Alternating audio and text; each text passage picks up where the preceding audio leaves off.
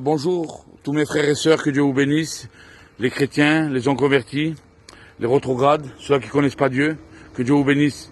Voilà, pasteur Isaac de l'église d'Albi, que Dieu le bénisse. Amen, que le Seigneur vous bénisse. J'aurai un mot de Dieu pour ceux qui croient ne pas pouvoir changer. Ceux qui croient ne pas pouvoir changer de nature.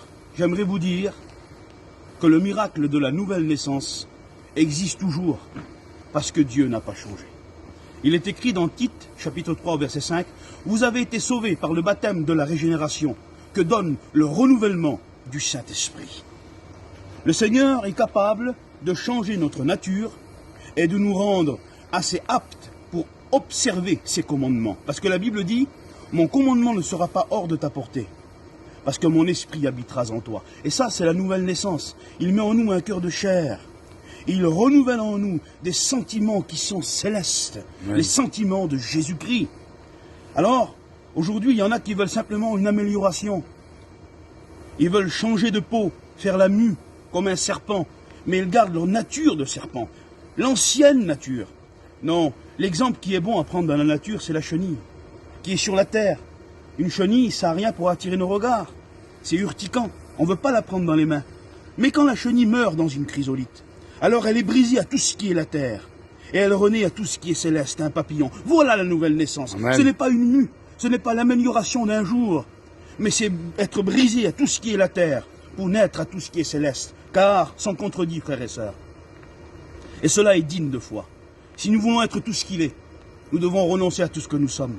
Et si nous voulons connaître sa volonté, nous devons renoncer à la nôtre. Un jour, 10 lépreux vont venir devant Jésus-Christ.